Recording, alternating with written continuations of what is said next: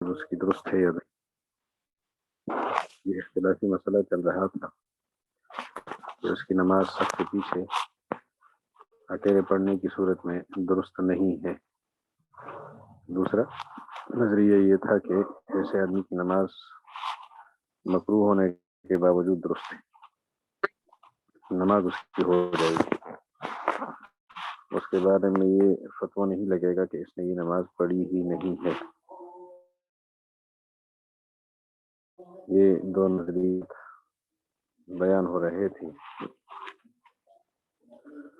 اس میں جو پہلا نظریہ ہے جن میں یہ تھا کہ اکیلے آدمی کی نماز ہوتی ہی نہیں، امام احمد بن حنبل رحمۃ اللہ علیہ کا ائمہ اربعہ میں حنفیہ، مالکیہ اور شافعیہ کے ہاں نماز ہو جاتی کراہت کے ساتھ۔ قال ابو جعفر، جو دوسری دفعہ قال ابو جعفر ہے اس کو دیکھیں آپ، فی هذا الحدیث، اس سے پہلے حدیث ہی گزری ہے کہ صحابی نے صف کے باہر رکوع کیا اور پھر صف میں شامل ہو گئے۔ حضرت ابو بکر رضی اللہ عنہ، نبی کریم صلی اللہ علیہ وسلم نے انہیں فرمایا زادک اللہ حرصا ولا تعد، لا تعد بھی کہا گیا ہے، لا تعد بھی کہا گیا ہے۔ اگر لا تعد ہو اس کا مطلب یہ ہوگا اللہ آپ کا حرص بڑھا دے، آپ نماز کے اندر شریک ہونے کے لیے کتنے حریص ہیں، لہذا آپ نماز کا اعادہ نہ کریں، نماز بھی آپ کی ہوگی۔ ایک مطلب یہ ہے، اگر لا تعد ہو تو اعادے کا حکم حضور نے نہیں دیا بلکہ عدم اعادے کا فرما دی، اور ولا تعد، دوبارہ لوٹ کر یہ کام نہ کریں۔ دوبارہ لوٹ کر یہ کام نہ کریں کا مطلب یہ ہے کہ آپ اس طرح تیزی کے ساتھ دوڑ کر مسجد میں نہ آئیں کہ آپ کو سانس آپ کا پھولا ہوا ہو اور آپ نماز میں شامل ہو رہے ہو، اور آرام سے آئیں، یہ مطلب ہے۔ اور یہ مطلب ہے لا تعود کی صورت میں کہ صف کے باہر رکوع کر کے صف میں شامل نہ ہو، پہلے سے صف میں شامل ہو اور صف میں شامل ہو کر رکوع کیا کریں۔ اگر لا تعود ہو تو یہ دو معنی بنتے، رکوع باہر کر کے صف میں شامل ہونا اور ایک صف میں شامل ہو کر رکوع کرنا۔ لا تعود کا معنی آپ دوبارہ لوٹ کر یہ کام نہ کریں، آپ نے جو کام کیا ہے رکوع میں داخل ہو کر صف میں شامل ہوئے ہیں، یہ کام دوبارہ نہ کریں بلکہ صف میں شامل ہو کر رکوع کیا کریں۔ اور دوسرا مطلب لا تعود کہ آپ جو کام کر چکے ہیں کہ تیزی کے ساتھ مسجد میں آ کر نماز میں گھسے ہیں، داخل ہوئے ہیں، جبکہ آپ کا سانس بھی گویا پھولا ہوا تھا، تو آپ مسجد میں اس طرح نہ آئیں، آرام سے آئیں۔ لیکن دونوں صورتوں میں ان کو نماز کے لوٹانے کا حکم نہیں دیا۔ اس کا مطلب یہ ہے کہ صف کے باہر بھی ایک آدمی نماز میں داخل ہو جائے اور چل کر صف میں داخل ہو کہ نماز کا کچھ حصہ صف سے باہر رہا ہے، تو جب کچھ حصہ باہر رہے اور نماز ہو جائے تو پوری نماز بھی صف سے باہر اگر ہو جائے تو نماز ہو جاتی ہے۔ وجہ یہ ہے ایک آدمی کسی گندگی والی جگہ میں اور اس نے نماز شروع کی گندگی کی جگہ میں اور پھر چل کر پاک جگہ میں منتقل ہو گیا تو اس کی نماز نہیں ہوتی، اور دوسرا آدمی جس نے ساری نماز گندی جگہ پہ پڑھی اس کی بھی نہیں ہوتی۔ نہ ہونے میں دونوں نمازیں برابر ہیں، کچھ حصہ آغاز کا گندی جگہ میں پڑھا اور بقیہ نماز پاک جگہ میں پڑھی، پوری نماز فاسد ہے۔ پوری نماز گندگی جگہ میں پڑھی تب بھی فاسد ہے، ان دونوں میں فرق نہیں۔ اور یہاں جب ہم دیکھ رہے ہیں صف کے اندر جو شخص شامل ہو پہلے سے اس کی نماز تو ہو گئی، صف کے باہر اس نے نماز شروع کی اور اندر داخل ہو گیا، اس کی نماز بھی ہو گئی۔ اختلاف اس ہے کہ پوری نماز صف سے باہر پڑھی ہے، اس کی نماز میں اختلاف ہے، تو نماز کچھ ہو یا پوری ہو، جس طرح اس کا آغاز ہوتا ہے اسی ترتیب سے اس کا اختتام ہوتا ہے۔ آغاز کا حکم اختتام کا حکم ایک ہے۔ آغاز میں نماز درست تھی صف سے باہر، اور اگر پوری نماز صف سے باہر ہوتی تب بھی درست ہوتی. یہ ترتیب ہے. قال ابو جعفر ففي هذا الحديث انه ركع دون الصف، صف سے باہر انہوں نے رکوع کیا. حضور صلی اللہ علیہ وسلم نے نماز کے اعادے کا حکم نہیں دیا. بس اگر وہ شخص جو صف کے پیچھے نماز پڑھی اور اس کی نماز درست نہ ہوتی تو لکان من دخل فی الصلاة خلف الصف لا يكون داخلا فيها، تو وہ آدمی جو نماز میں تو داخل ہوا لیکن صف کے پیچھے تھا اور پھر آ کر صف میں گھسا وہ بھی داخل نہ سمجھا جاتا. اللہ تعالیٰ تو دیکھتا نہیں ہے. ان من صلی علی مکان قذر، ایک شخص نے نماز پڑھی گندی جگہ میں تو نماز اس کی فاسد ہے، پوری نماز جس نے پڑھی. اور اسی طرح ومن افتتح الصلاة علی مکان قذر ثم صار الی مکان نظیف، نماز کا آغاز اس نے گندی جگہ میں کیا پھر چل پڑا آگے مکان نظیف پاک جگہ کی طرف، اس کی نماز بھی فاسد ہے. فکان کل من افتتح الصلاة فی موطن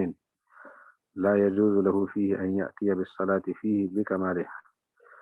ایک آدمی نماز شروع کرے ایسی جگہ میں کہ اس کے لیے وہاں پوری نماز پڑھنی جائز نہ ہو اور شروع وہاں کر لے تو لم یکن داخلا فی الصلاة، وہ نماز میں داخل نہیں سمجھا جاتا. جہاں نماز جائز نہیں ہے پوری نماز وہاں شروع کرنا بھی جائز نہیں ہوتا.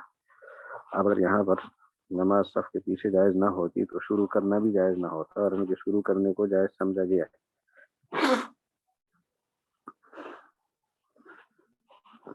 اس لیے فرماتے ہیں فکان دخول ابی بکر فی الصلاة دون الصف، جب ہمیں یہ نظر آیا کہ ابو بکر رضی اللہ عنہ نماز کے اندر داخل جو ہوئے تھے صف کے باہر، ان کا دخول فی الصلاة دخول صحیح ہے. تو کانت صلاۃ المصلی کلھا، نمازی کی پوری نماز بھی صف کے باہر درست نماز ہونی چاہیے اور ہوگی یعنی اس کا لازمی نتیجہ یہ نکلتا ہے. فإن قال قائل فما معنى قوله ولا تعود، قائل نے یہ پوچھا کہ اگر یہ حدیث لا تعد نہ ہو لا تعود ہو تو اس کا پھر کیا ترجمہ ہوگا. اور زیادہ محدثین یہ کہتے ہیں کہ لفظ لا تعد نہیں ہے لا تعود ہے، تو پھر مطلب کیا ہوگا لا تعود کی صورت میں. راجح قول یہی ہے کہ آپ ایسا کام دوبارہ نہ کریں. تو کہا جائے گا کہ اس کے دو مطلب ہو سکتے ہیں ہمارے. جب تک قیل له ذلك عندنا يحتمل تعود کا معنی یہ تعود الصف حتى تقول كما ہوئی ہو رہا ہے صف کے باہر رکوع میں داخل ہوں اور پھر صف میں شامل ہوں. یہ کام نہ کیا کرے یعنی رکوع میں داخل ہو کر صف میں داخل ہوں ایسا نہ، بلکہ صف میں داخل ہو کر پھر رکوع میں داخل ہوا جائے، صف میں پہلے آئیں. دوسرا مطلب اور اس مطلب کا دوسرا مطلب اس میں یہ ہے وہ احتمال والے آ رہا ہے. اس احتمال کو انہوں نے پھر ابو ہریرہ سے ثابت کیا ہے. یہ والا احتمال ابو ہریرہ نے کیا قال حدثنا قال حدثنا المقدد قال حدثني عمر بن علي قال حدثنا ابن عمر عن ابي هريره قال قال النبي صلى الله عليه وسلم أحدكم الصلاة فلا يعدون الصف، صف کے رکوع کر کے نہ آئے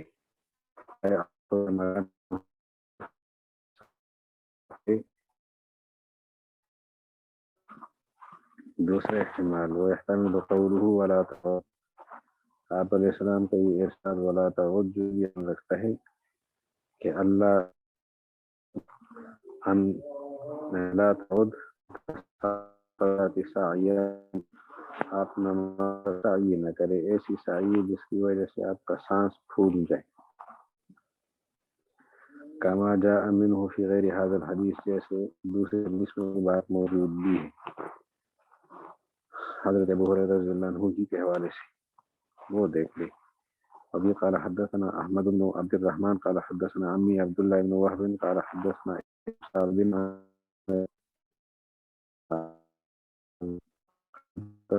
حدثنا شعبة بن سعد بن عنهم إذا قيمت الصلاة نماز دوڑ کر نہ ہو، نماز میں دوڑ کر شامل نہ ہو. آپ اس حالت میں کہ چل رہے ہو، سکینہ کو اپنے کو لازم رکھو. جو نماز تم پڑھ لو، جو فوت ہو جائے اس کو بعد میں پورا کر لو. وہی دوسرا احتمال ہے کہ لا تعود کا معنی دوڑنے کے لیے دوبارہ یہ دوڑنے والا کام نہ کرو. وبه قال حدثنا محمد بن خزيمة وفهد قال حدثنا عبد الله بن صالح قال حدثني الليث قال حدثني ابن الهادي عن علامة فذكر بإسناده مثله غير أنه قال خاتم حضور میں اور کشتی میں. قال حدثنا محمد بن الأنصاري عن محمد بن سلمة عنه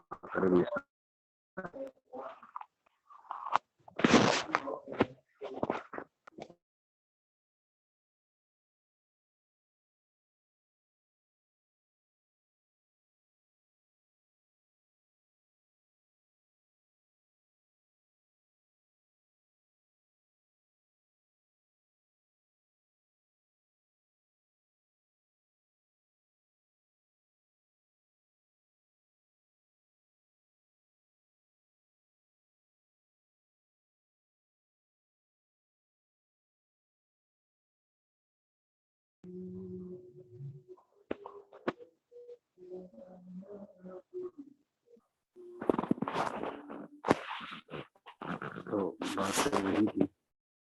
یہ میں نے پوچھا تھا آواز کٹ رہی ہے تو کیا صورت ہے ہر آواز کی؟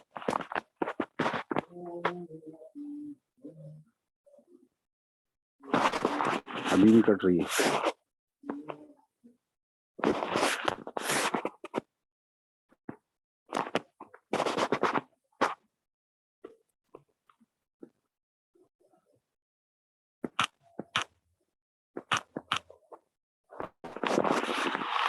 تو بات ہو رہی تھی اگلی روایت میں. وبه قال حدثنا محمد بن خزيمة قال حدثنا سعيد بن منصور قال حدثنا سفيان عن الزهري عن سعيد بن المسيب عن أبي هريرة رضي الله عنه عن رسول الله صلى الله عليه وسلم مثله.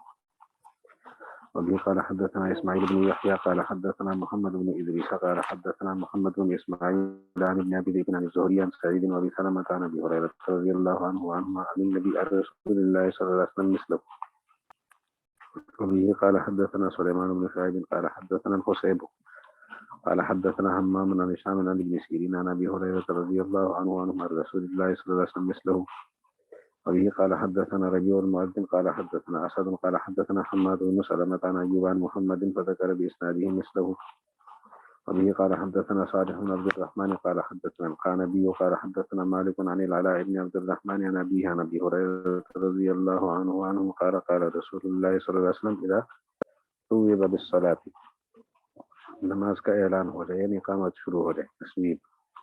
فلا تأتوها وانتم تسعون، نماز کے پاس نماز کی طرف اس حالت میں نہ ہو کہ دوڑ رہے ہو. واتوها وعلیکم السکینہ والوقار، اس حالت میں ہو کہ سکینہ اور وقار تمہارے ساتھ لازم ہو. فما ادرکتم فصلوا وما فاتکم فاتموا. وبه قال حدثنا يونس قال اخبرنا ابن وهب ان مالكا حدثه عن العلاء عن ابيه وإسحاق بن عبد الله أنهما سمعا أبا هريرة رضي الله عنه وعنهم يقول قال رسول الله صلى الله عليه وسلم ثم ذكر مثله وزاد فإن أحدكم في صلاة ما كان يعمد إلى الصلاة. یہ جملے کا اضافہ ہے جس کا مطلب یہ ہے کہ ایک آدمی نماز کی طرف جب چل رہا ہے تو یہ بھی نماز کے حکم میں ہے. لہذا نماز کے اندر جیسے بعض حرکتیں ناجائز ہیں، اسی طرح نماز کی طرف چلنے کے وقت بھی یہ حرکتیں درست نہیں ہیں. ہاتھوں کی انگلیوں میں انگلیاں ڈالنا ایسے موقع پر ٹھیک نہیں ہوتا، کیونکہ یہ نماز کے اندر ناجائز ہے، تو باہر نماز کی طرف چلتے وقت بھی ٹھیک نہیں ہے. اور یہی صورت حال دوڑنے کی ہے، نماز کے اندر دوڑنا درست نہیں ہے تو نماز کی طرف آتے وقت بھی دوڑنا درست نہیں ہے. وبه قال حدثنا علي بن معبد قال حدثنا عبد الوهاب قال اخبرنا حميد بن الطويل عن انس رضي الله عنه عن النبي صلى الله عليه وسلم قال اذا جاء احدكم يعني الى الصلاه فليمشي على هيئته فليصلي على هيئته، اپنی حالت کے مطابق، معمول کے مطابق، جو مل جائے پڑھ لے، جو اس سے چلی جائے تو اس کو قضا کر لے. تو یہ لا تعود کا دوسرا معنی کہ دوڑنے کی طرف دوبارہ اعادہ نہ کرو، دوبارہ دوڑو نہیں۔ قال ابو جعفر والنظر عندنا يدل، نظر صحیح ہمارے ہاں اس بات پہ دلالت کرتی ہے کہ انہ من صلی خلف الصف، جس نے نماز پڑھی صف کے پیچھے تو اس کی نماز درست ہے۔ وجہ اس کی یہ ہے کہ ایک آدمی پچھلی صف میں کھڑا ہے اور اگلی صف سامنے والی جگہ، پچھلی صف میں پہلے سے کھڑا تھا، سامنے والی صف میں جگہ خالی ہوئی تو پچھلا آدمی اگلی صف میں داخل ہو سکتا ہے۔ اب ایک صف سے نکل کر درمیان میں تھوڑی دیر کے لیے خالی جگہ میں آ گیا اور ہے نماز کے اندر، اس کی نماز فاسد نہیں ہوئی، حالانکہ پچھلی صف سے آگے آ کر بھی صف سے باہر ہے اور اگلی صف میں ابھی داخل نہیں ہوا تو صف سے باہر ہے، تو صف سے باہر ہونے کی وجہ سے کچھ دیر کے لیے اس کی نماز فاسد نہیں ہوتی، تو پوری نماز بھی صف سے باہر ہوگی تو فاسد نہیں ہوگی۔ تو نظر صحیح یہ کہتی ہے کہ انہ من صلی خلف الصف، جس نے نماز پڑھی صف کے پیچھے تو صلاته جائز، نماز اس کی درست ہے۔ وذالک، اور اس کی وجہ انہم لا یختلفون فی رجل، یہ لوگ اختلاف نہیں کرتے اس شخص کے بارے میں کان یصلی وراء الامام، جو امام کے پیچھے نماز پڑھ رہا تھا فی صف، کسی صف میں، فخلا موضع رجل امامہ، سامنے والی صف میں ایک آدمی کی جگہ خالی ہو گئی تو انہو ینبغی لہو، اس کے لیے مناسب یہ ہے کہ یمشی الیہ، کہ آگے چلے، حتی یقوم فیہ، اتنا چلے کہ اگلی صف میں شامل ہو جائے۔ وکذالک روی عن عبداللہ بن عمر رضی اللہ عنہما، اسی طرح عبداللہ بن عمر کی روایت بھی ہے کہ اگلی صف میں جگہ خالی ہو گئی اور پچھلی صف سے وہ اندر داخل ہو گئے، اگلی صف میں منتقل ہو گئے۔ اس پر حدیث پیش کر دیں۔ وی قال حدثنا ابن مرزوق قال حدثنا الوليد قال حدثنا شعبة قال حدثنا ابن مرة قال سمعت خيثمة بن الرحمن يقول صليت إلى جنب عمر رضي الله عنهم فرأى في الصف خللا، میں نے نماز پڑھی إلى جنب عمر،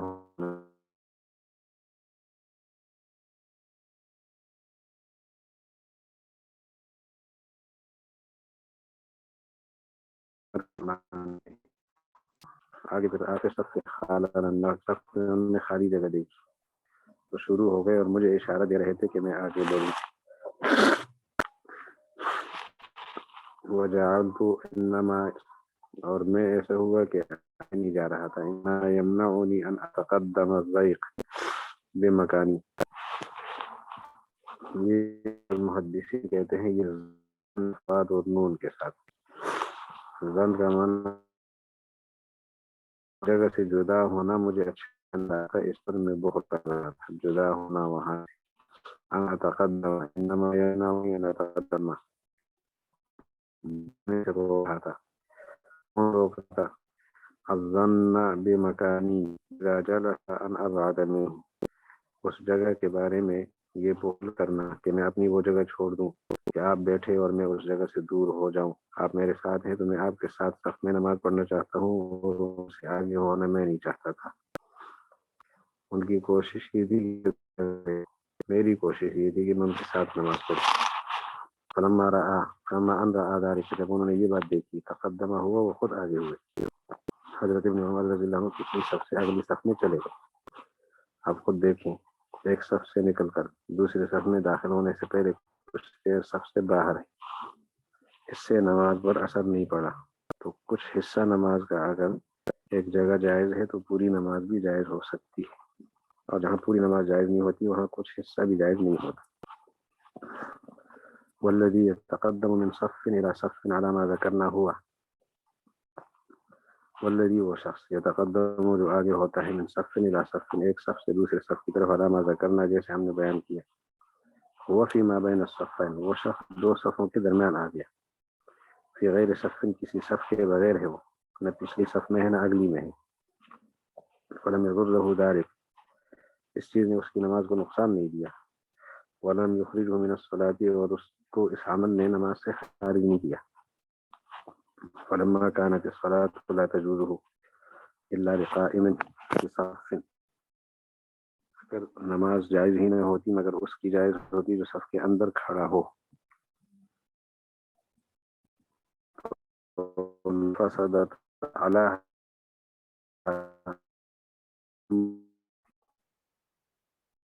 لمعارف ہو گئے صف کے علاوہ میں سے نکلے اگلی راہ ان کا نظر کی بہت موقع ہے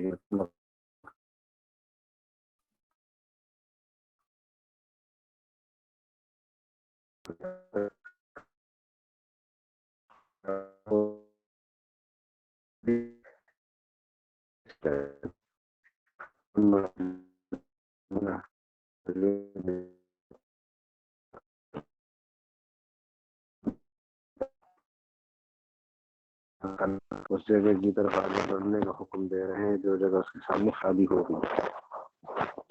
میرا سب کے ساتھ میں سے. تو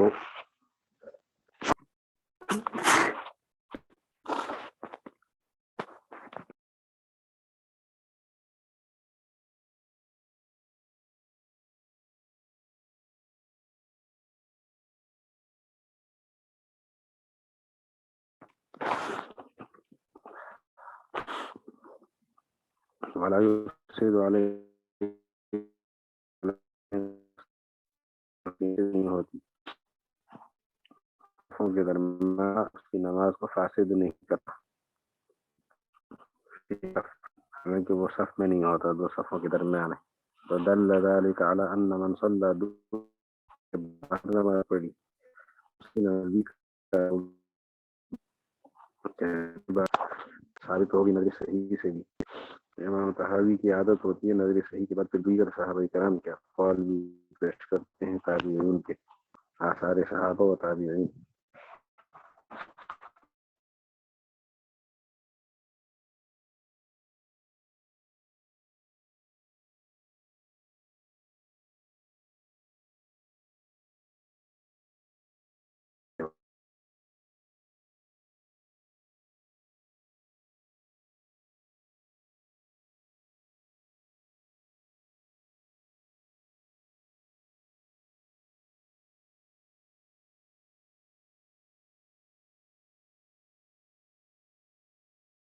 عمر بن خالد دخل المسجد انا وابن مسعود. زید بن وهب فرماتے ہیں میں اور ابن مسعود رضی اللہ عنہ مسجد میں داخل ہوئے. فادرکنا الامام وهو راکع. ہم نے امام کو پایا اس حالت میں کہ وہ رکوع میں تھے.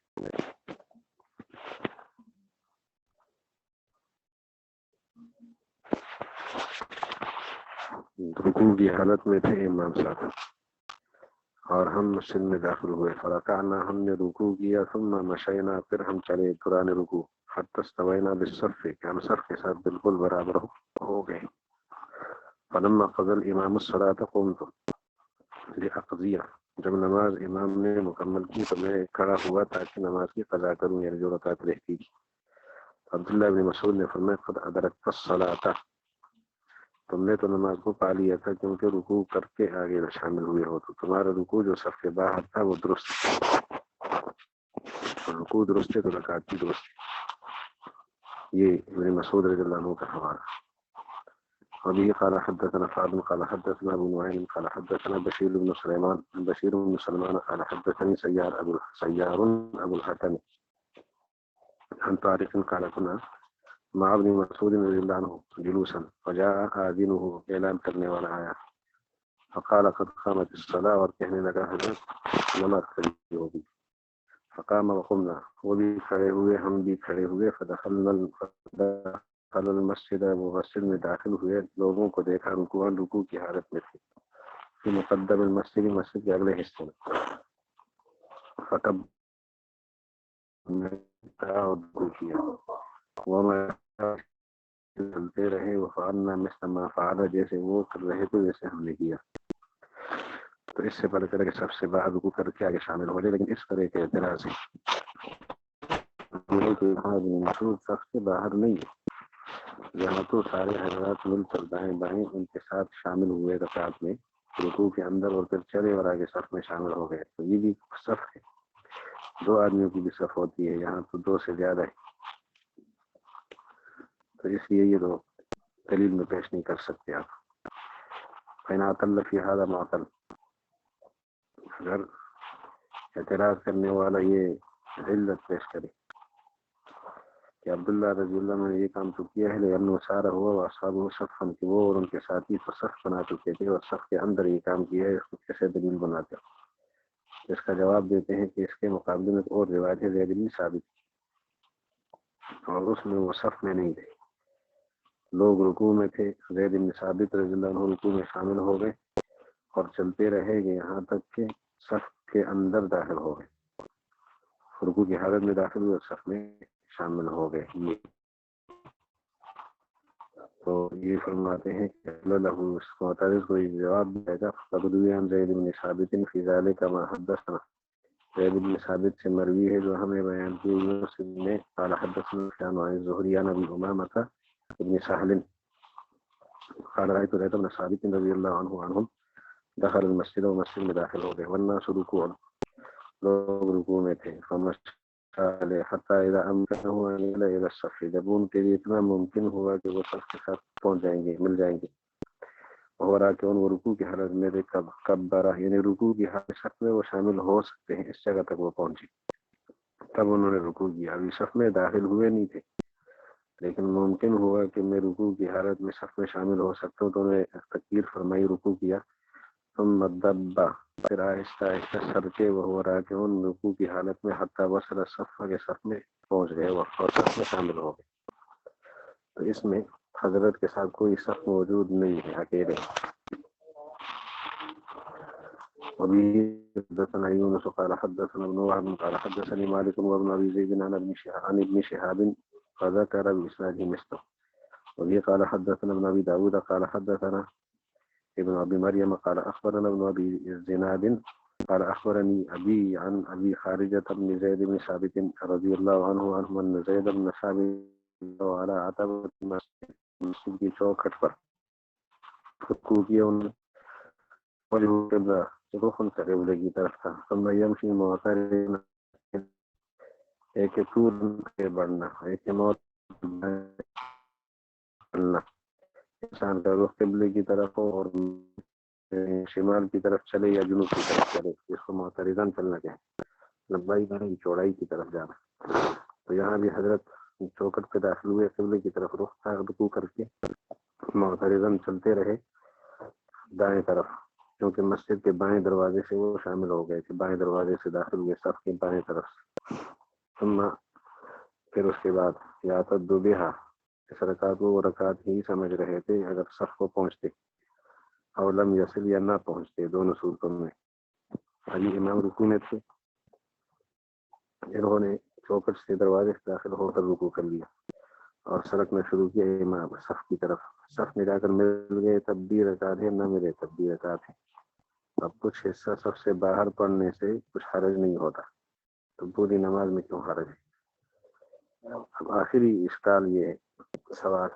کہ احناف سے بھی تو گلہ درست ہے، بہتر تو تم بھی نہیں سمجھتے، اس حدیث سے تم بھی مخالف. تو انہوں نے فرمایا باتیں دو ہیں، آپ کی نظر میں ایسی نماز باطل ہے، ہماری نظر میں باطل نہیں، بہتر نہیں ہے. صحیح ہم بھی نہیں کہتے لیکن باطل بھی نہیں کہتے، ایسی نماز تمہارے یہاں بالکل ہوئی نہیں، اور ہم کہ یہ باطل مطلب نہیں کہ ہر لحاظ سے درست، ہر لحاظ سے درست ہونا اور چیز ہوتی ہے اور باطل نہ ہونا اور چیز ہوتی ہے. فإن قال قائل، اگر کوئی کہنے والا یہ کہے فانتم تخالفون ما قد رویتموه عن ابن مسعود، تم ہی تو مخالفت کرتے ہو اس چیز کی جو تم نے ابن مسعود اور زید بن ثابت رضی اللہ عنہ سے نقل کیا ہے. وتقولون، اور تم کہتے ہو لا ينبغي لأحد ان يركع دون الصف، کہ صف کے باہر کوئی رکعت رکوع کرے اور پھر صف میں شامل ہو یا ان رکعت پڑھے. قیل له، اسے جواب دیے گا ہاں لیکن ولكن احتججنا، ہم نے جو احتجاج کیا، استدلال کیا بذالک، ان روایت سے علیہ کا تمہارے خلاف. وجہ یہ ہے لتعلم، تمہیں یہ پتہ چلے کہ رسول اللہ علیہ السلام کے صحابہ سارے کے سارے لا یبطلون صلاۃ من دخل فی الصلاۃ قبل وصوله الى الصف، اس آدمی کی نماز کو باطل نہیں سمجھتے تھے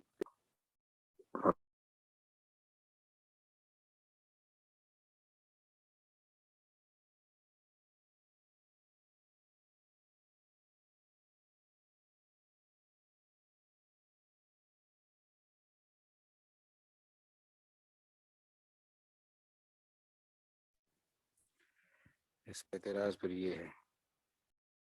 کہ تم نے زید بن ثابت اور عبداللہ بن مسعود کا جو مذہب چھوڑ دیا ہے، اس کی پھر کیا وجہ ہے؟ باہر یعنی کہہ تو رہے ہو کہ نماز باطل نہیں ہے لیکن بہتر بھی نہیں ہے، تو یہ بہتر نہ ہونا کہاں سے لیا تم نے؟ فإن قال قائل فما الذي ذهبتم إليه، کیا ہے وہ چیز جس کی طرف تم گئے ہو؟ حتی خالفتم عبداللہ و زیدن، کہ تم عبداللہ بن مسعود اور زید بن ثابت کی بھی مخالفت۔ قیل له، کہا جائے گا، ما قد رویناہ فی هذا الباب، وہ چیز جو ہم اس باب میں بیان کر چکے ہیں ابو ہریرہ رضی اللہ عنہ کی روایت، لا یرکع احدکم دون الصف حتی یأخذ مکانہ من الصف، یہ ابھی آج ہی آپ نے یہ روایت پڑھ لی جو احتمال تھا کہ لا تعود کا بغیر احتمال یہ تھا کہ صف کے باہر رکوع کر کے صف میں شامل نہ ہو، اس وجہ سے۔ اور حسن بصری کا بھی یہی فتویٰ ہے، وہ یہ وقت قال بذلک الحسن، اسی کے قائل حسن بصری بھی ہیں کہ صف کے باہر آدمی رکوع کر کے صف میں شامل نہ ہو، لیکن یہ مطلب نہیں ہے کہ اس سے نماز ہی باطل ہو جائے۔ اب جو حضرت حسن بصری کا قول ہے وہ حدیث یعنی سند کے ساتھ بیان کرتے ہیں۔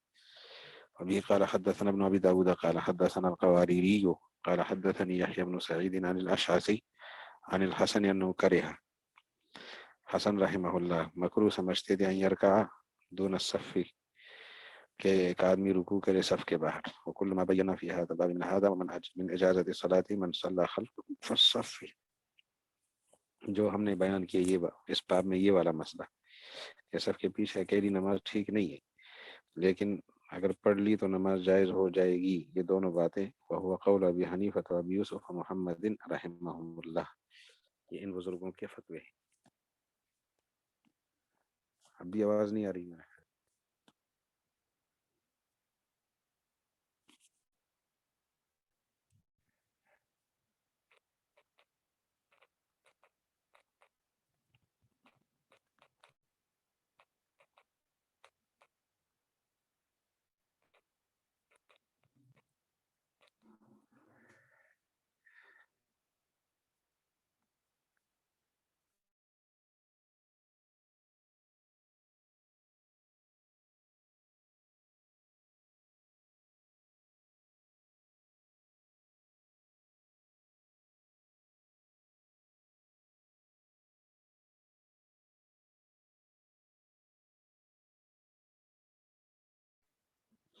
باب الرجل يدخل في صلاة الغداة فيصلي منها ركعة ثم تطلع الشمس، یہ ایک اختلافی مسئلہ ہے۔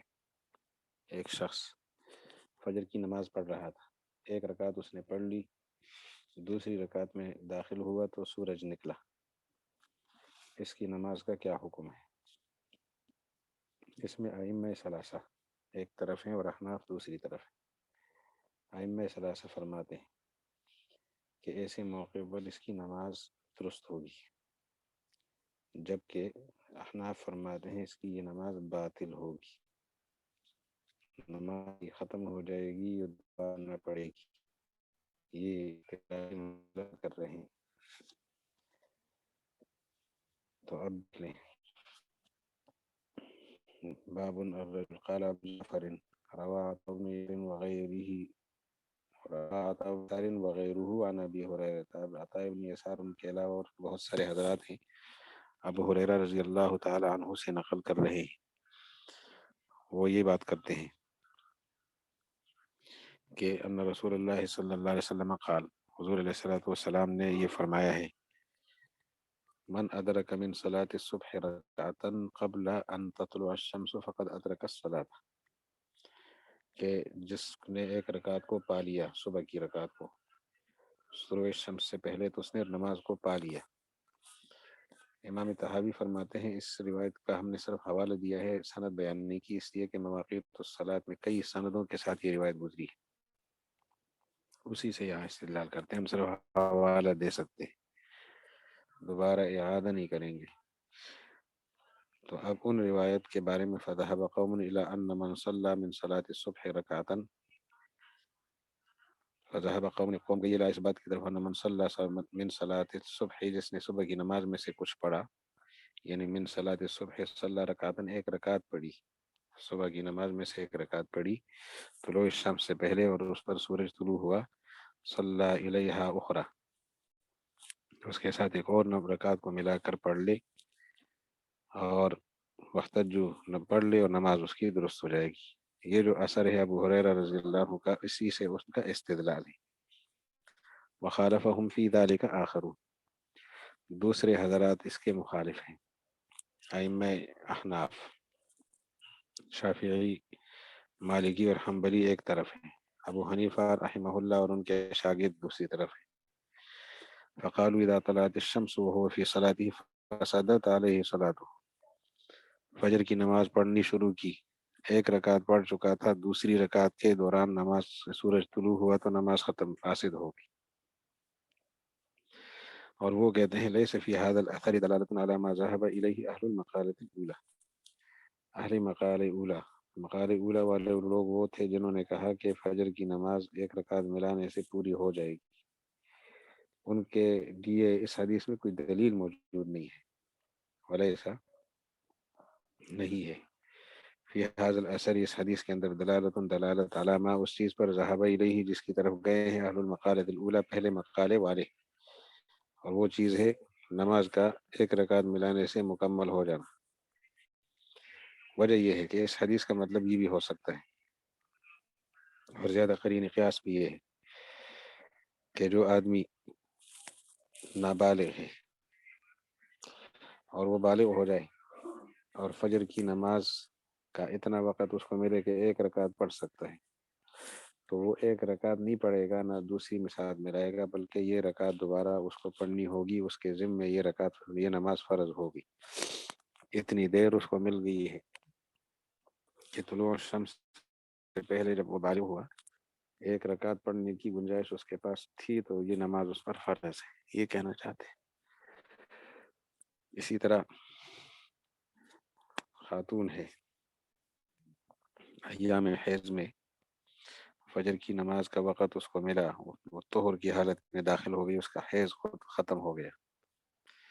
اور ابھی ایک رکعت پڑھنے کا وقت اس کے پاس ہے، تو یہ نماز اس پر فرض ہے۔ ابھی نہیں پڑھے گی، ابھی تو آگے پڑھ نہیں سکتی، لیکن بعد میں جو نماز قضا کرنی ہے، لوٹانی ہے، تو اس پہ یہ نماز لوٹائے گی، یہ نماز اس کے ذمہ فرض ہے، یعنی اس پر نماز فرض ہو گئی۔ تیسری مثال، ایک شخص غیر مسلم ہے، کلمہ اس نے پڑھا اور اتنی دیر باقی تھی، اس کے پاس وقت جو تھا، یعنی اس نے فجر کی نماز کے بعد کلمہ پڑھا، اتنا وقت تھا کہ وہ نماز پڑھے تو ایک رکعت پڑھ سکتا ہے، دو نہیں پڑھ سکتا، تب بھی اس پر یہ نماز فرض ہے، یہ نماز اس کے ذمہ لازم ہو گئی ہے۔ یہی مسئلہ عصر کی نماز کا بھی ہے کہ وقت کے آخر میں، کسی بھی وقت کے آخر میں ایک شخص مسلمان ہو جائے یا بالغ ہو جائے یا حیض والی پاک ہو جائے یا نفاس والی پاک ہو جائے، کہ ایک رکعت کی گنجائش ان کے پاس ہو، تو یہ والی نماز اس پر فرض ہو جاتی ہے، اس کا یہ مطلب ہے۔ تو فرماتے ہیں کہ لأن قول النبی صلی اللہ علیہ وسلم من ادرک من صلاة الصبح رکعتا، جس نے پا لیا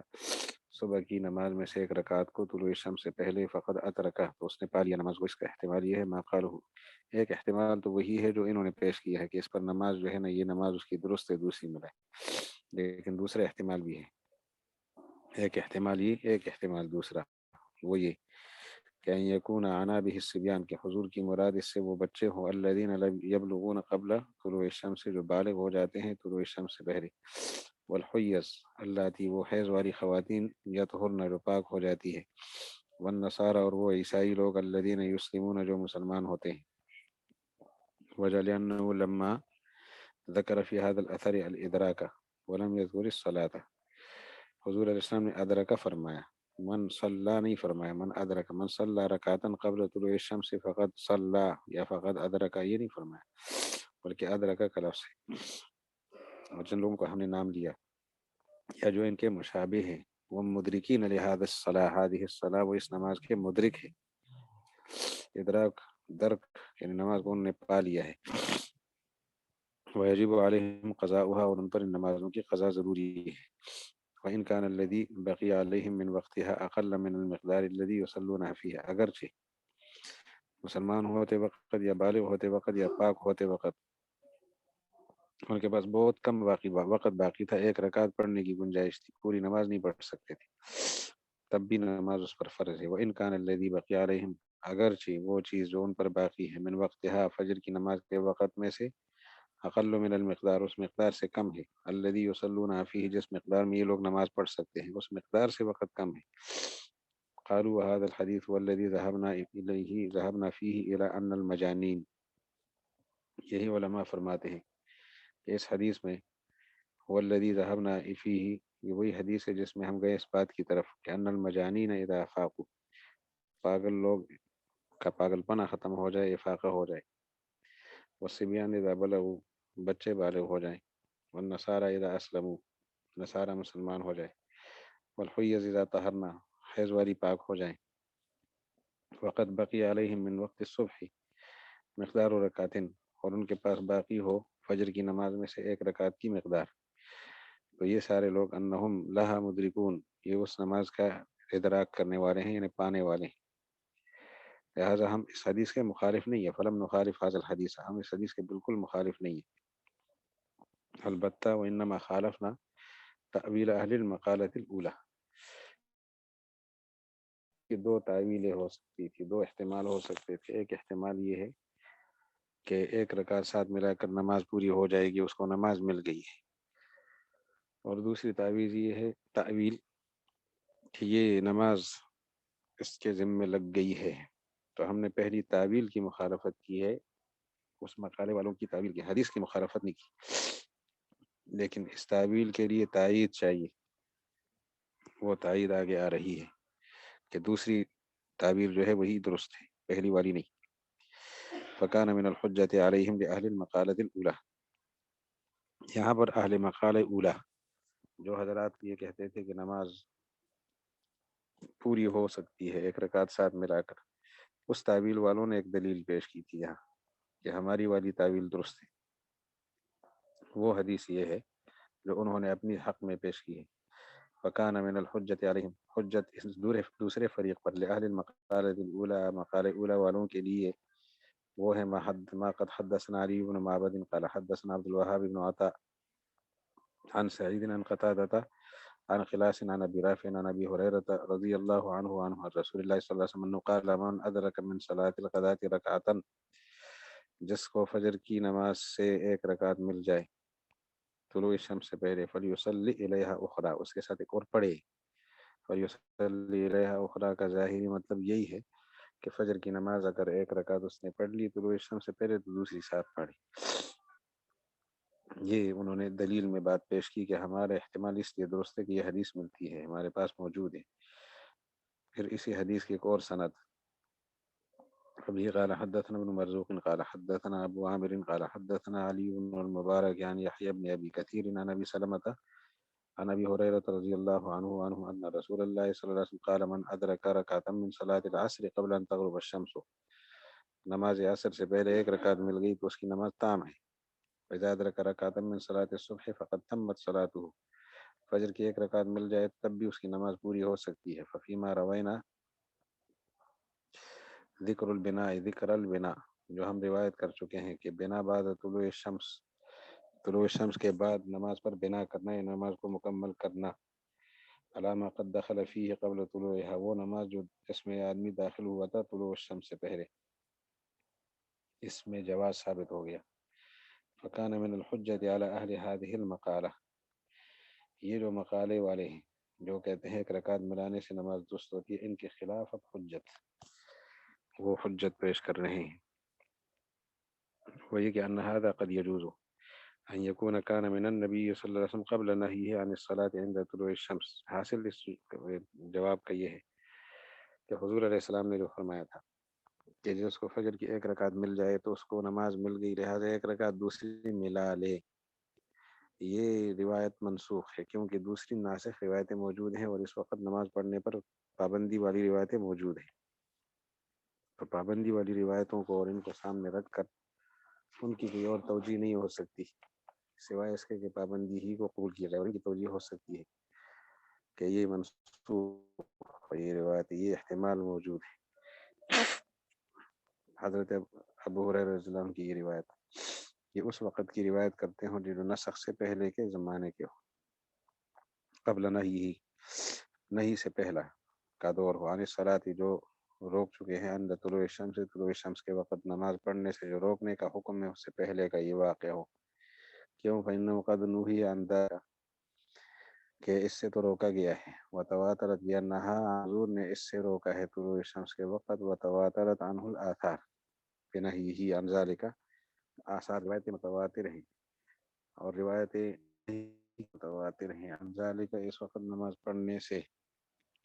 وقد ذکرنا تلك الآثار فی باب مواقیت الصلاۃ، تو ہم نے ان آثار کو جو طلوع الشمس، استواء الشمس، غروب الشمس کے وقت نماز پڑھنے پر پابندی لگانے والی حدیثیں ہیں، ان کو ہم نے مواقیت الصلاۃ میں بڑی تفصیل سے ذکر کیا ہے۔ فيحتمل أن يكون ما كان فيه الإباحة هو منسوخ بما فيه النهي، تو اس سے یہ احتمال پیدا ہو گیا کہ جن روایتوں میں اباحت ہے کہ اب ایک رکعت پڑھی ہے تو دوسری ملا دو طلوع شمس کے وقت، یہ اباحت والی روایت ہے، وہ روایتیں منسوخ ہیں بما ان روایتوں سے فیہ النہی جن میں نہیں ہے کہ ایسے وقت میں نماز جائز نہیں ہے، نہ پوری نہ کچھ۔ فقالوا انما النہی عن التطوع خاصۃ، ان حضرات نے ایک بات کہی کہ بھئی نہیں سے پہلے کی بات تب ہوگی کہ نہیں بعد میں فرائض کو بھی شامل ہو، تو آپ کہہ سکتے ہو کہ یہ والی روایتیں منسوخ ہیں اور دوسری ناسخ ہیں، حالانکہ وہ جو حضور علیہ السلام نے 3 نمازوں سے روکا ہے، طلوع الشمس کے وقت، استواء الشمس کے وقت، غروب الشمس کے وقت، وہ صرف نوافل سے روکا ہے، فرائض سے نہیں روکا، اور فجر کی نماز فرض ہے، عصر کی نماز فرض ہے۔ فقالوا انہوں نے کہا انما النہی عن التطوع خاصۃ، یہ جو نہیں ہے یہ تطوع سے ہے صرف، لا عن قضاء الفرائض، فرائض کو قضا کرنے سے نہیں ہے۔ الا ترون، تم دیکھتے نہیں، ان نبی صلی اللہ علیہ وسلم قد نہا عن الصلاۃ بعد الصبح، اس کا ثبوت انہوں نے پیش کیا کہ حضور علیہ السلام نے یہ بھی فرمایا کہ فجر کے بعد کوئی نماز نہ پڑھو جب تک طلوع شمس نہ ہو، اور بعد العصر کوئی نماز نہ پڑھو جب تک غروب شمس نہ ہو، لیکن اس پر ہمارا اور آپ کا اتفاق ہے کہ اس سے مراد نفل ہے، فرض نہیں ہے۔ اگر کسی کی فرض نماز فجر کے بعد بھی پڑھ سکتا ہے، عصر کے بعد بھی پڑھ سکتا ہے۔ فلم ذلك عندنا وعندكم بمانع، یہ والی حدیث کے بعد نماز سے روکتی ہے اور مغرب عصر کے بعد نماز سے روکتی ہے، یہ مانع نہیں ہے اس بات سے کہ ان تقضى صلاۃ فائتہ، کہ فوت شدہ نمازوں کی قضا کی جائے، فی ہذین الوقتین، ان دونوں وقتوں میں۔ فکذلک ما رویتم عنہ من النہی عن الصلاۃ، تو اسی طرح جو تم روایت کر چکے ہو حضور علیہ الصلوۃ والسلام کا نماز سے روکنا طلوع شمس کے وقت، یہ بھی مانع نہیں ہوگا عندنا، ہمارے ہاں، کہ لأن یقضى حینئذ صلاۃ فائتہ، کہ فوت شدہ نماز اس وقت قضا کی جائے، وہ تو مانع ہے صلاۃ تطوع سے خاص طور پر، تو یہ ایک رکعت جو ابھی ملانی ہے یہ تو فرض ہے۔ فکان من الحجۃ للآخرین علیہم، ان کے خلاف دلیل ہے، وہ یہ ہے کہ قد روی عن رسول اللہ صلی اللہ علیہ وسلم ما يدل على ان الصلوات المفروضات الفائتات قد دخلت فيما نهى عنه رسول اللہ صلی اللہ علیہ وسلم عند طلوع الشمس وعند غروبها، وہ فرماتے ہیں جو روایتیں ہم پڑھتے ہیں 3 اوقات کے بارے میں، طلوع الشمس، استواء الشمس اور غروب الشمس کے وقت نماز پڑھنے سے جو حضور نے روکا ہے، فرض اور سنتیں اور نوافل سب اس میں مساوی ہیں، تو اس پر قیاس نہیں کر سکتے کہ فجر کے بعد فرض پڑھ سکتے ہو، عصر کے بعد فرض پڑھ سکتے ہو لہٰذا یہاں پڑھ سکتے، یہاں سے روکا ہے باقاعدہ۔ وکان من الحجۃ للآخرین، دوسروں کے لیے حجت علیہم، اس فریق کے خلاف وہ یہ ہے کہ انہ قد روی عن رسول اللہ صلی اللہ علیہ وسلم ما يدل، حضور سے مروی ہے وہ چیز جو دلالت کرتی ہے کہ ان الصلوات المفروضات الفائتات، فرض نمازیں ہوں، فوت شدہ نمازیں ہوں، قد دخلت فیما نہی عنہ، فیما نہا عنہ، وہ بھی داخل ہیں ان نمازوں میں جو روکا ہے رسول اللہ علیہ السلام نے جن سے، طلوع الشمس اور غروب الشمس کے وقت، فوت شدہ نماز طلوع کے وقت نہیں پڑھ سکتے، استواء کے وقت نہیں پڑھ سکتے، غروب کے وقت نہیں پڑھ سکتے، فجر کے بعد پڑھنا اور چیز ہے، طلوع کے وقت پڑھنا اور چیز ہے۔ حضور علیہ السلام نے جو روکا ہے اس میں فرض فوت شدہ نمازیں بھی شامل ہیں، اور اس کی دلیل موجود ہے، فرض نماز جو فوت ہو جائے استواء الشمس کے وقت، طلوع الشمس اور غروب کے وقت نہیں پڑھ سکتے، اس کا ثبوت موجود ہے۔